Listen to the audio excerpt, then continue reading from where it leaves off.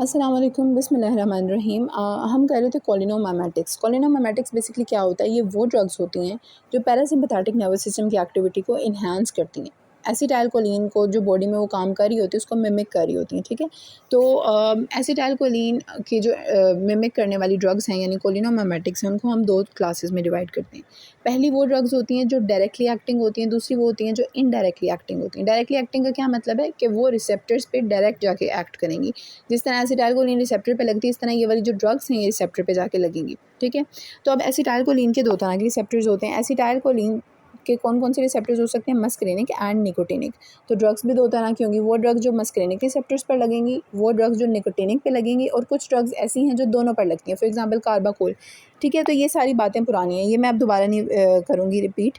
अभी मैं आपको बताने लगी हूँ, अभी हम सिर्फ रिवाइज़ करेंगे क्लिनिकल यूजेस, प्लस एक दो ड्रग्स रह गई वो करेंगे। डायरेक्टली एक्टिंग फिर कंप्लीट हो जाएंगे, फिर इंशाल्लाह नेक्स्ट वीडियो से आपको इनडायरेक्टली एक्टिंग कराना स्टार्ट करें। तो डायरेक्टली एक्टिंग के अंदर जो ड्रग्स मैंने आपको बताई, बेथेनिकोल, मेथाकोलिन, कार्बाकोल, पाइलोकार्पिन, ये सारी ड्रग्स को बस मैं रिवाइज़ करने लगी हूँ। अगर आपने दोबारा से करना है तो पिछली वीडियोस आप देख लें। सो डायरेक्टली एक्टिंग मस्करेनिक एगनिस्ट के अंदर पहली ड्रग है बेथेनिकोल। बेथेनिकोल क्या है कि ये मैंने आपको निमोनिक इसका बताया था। Beth stimulates bowel and bladder, यानी बाउल एंड ब्लैडर से क्या मुराद है कि इसका सिर्फ एक्शन जो है वो GIT पे होगा, नंबर 1, और दूसरा ब्लैडर यानी कि यूरिनरी सिस्टम पे इसका एक्शन है। ये बस दो सिस्टम्स आपने याद करने कि इसका एक्शन कहाँ होगा। अब इसका एक्शन क्या होगा? ये पैरासिम्पैथेटिक एक्टिविटी को इसने मिमिक करना है, तो ऑब्वियसली उनकी जो मोटिलिटी है इसने उसको इन्हांस कराना है। तो GIT की मोटिलिटी को भी इन्हांस कराएगा, और ब्लैडर और यूरिनरी सिस्टम, इन सारी की मोटिलिटी को भी इसने इन्हांस कराना होता है। तो बेथेनिकोल के क्लिनिकल यूजेस क्या होंगे? सिंपल सी बात है, it is use in post operative and neurogenic ileus, पहली बात। दूसरा, यूरिनरी रिटेंशन होगी, नहीं जब भी मसल्स की मोटिलिटी डिक्रीज होगी हम ये ड्रग दे सकते हैं। पोस्ट ऑपरेटिव या न्यूरोजेनिक आइलियस या यूरिनरी रिटेंशन, इसके बस दो यूजेस आपने याद करने।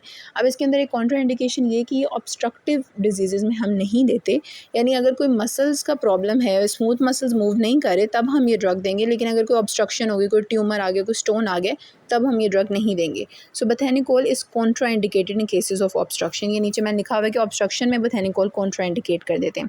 फिर इसके अलावा मेथाकोलिन, इस ये क्या है? ये डायग्नोसिस में यूज़ होती है, ट्रीटमेंट में नहीं, सिर्फ डायग्नोस करने के लिए हम यूज़ करते हैं। किसको डायग्नोस करने के लिए? Bronchial hypersensitivity. इसका क्या मतलब है? बेसिकली पैरासिम्पैथेटिक नर्वस सिस्टम आपको पता है वो ब्रोंकोस्पैज़म कराता है, यानी कि जो ब्रोंकाएँ हैं लंग्स के अंदर उनको कॉन्ट्रैक्ट कराता है, उनकी स्पैज़म कराता है। तो अगर किसी को पहले से ही हाइपरसेंसिटिविटी है, अस्थमा है, कुछ इस तरह की चीज़ है, और हम ये ड्रग भी उसको दे दें, तो उसका ब्रोंकोस्पैज़म बढ़ जाएगा ना, तो उसको फ़ौरन से मतलब शॉर्टनेस ऑफ ब्रेथ और इस तरह की चीज़ें होना शुरू हो जाएंगी। तो डायग्नोसिस के लिए बस ये यूज़ करते हैं, हम ट्रीटमेंट में इसको यूज़ नहीं करते। फिर नेक्स्ट ड्रग थी हमारे पास पाइलोकार्पिन। पाइलोकार्पिन क्या है? जिस तरह बेथेनिकोल के दो सिस्टम्स पे यूजेस हैं, कहाँ कहाँ पे? बाउल एंड ब्लैडर, GIT और यूरिनरी सिस्टम।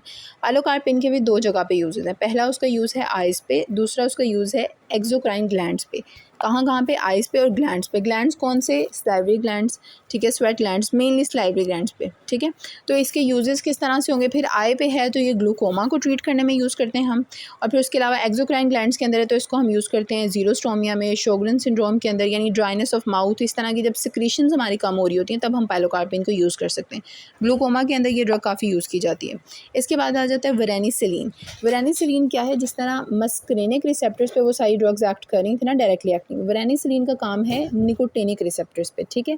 और इसके अंदर ना बड़ी इंपॉर्टेंट बात है, वो आपने गौर करनी है कि वेरेनिसिलिन एगोनिस्ट नहीं है, ये पार्शियल एगोनिस्ट, ठीक है। तो varenicline is a partial nicotinic agonist.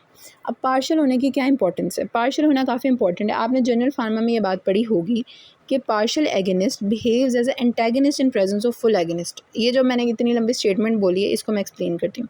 इसका मतलब क्या है कि जो भी ड्रग एक पार्शियल एगोनिस्ट है किसी रिसेप्टर पे, ये रिसेप्टर लेट्स से निकोटीन का रिसेप्टर, अब यहाँ पे निकोटीन आएगी इस रिसेप्टर पे तो ये रिसेप्टर पूरे तरीके से काम करेगा, 100% इसकी एफिकेसी होगी। ये हो गया एगोनिस्ट का काम। एंटागनिस्ट आएगा तो क्या होगा? यहाँ पे लेट्स से एंटागनिस्ट आया था, उसकी वजह से इस रिसेप्टर पे कुछ भी नहीं होगा, कोई एक्टिविटी कुछ नहीं होगा। तो ये हो गया ना, एगोनिस्ट का काम हमें पता है उसने 100% काम कराना है, एंटागनिस्ट ने 0% कराना है।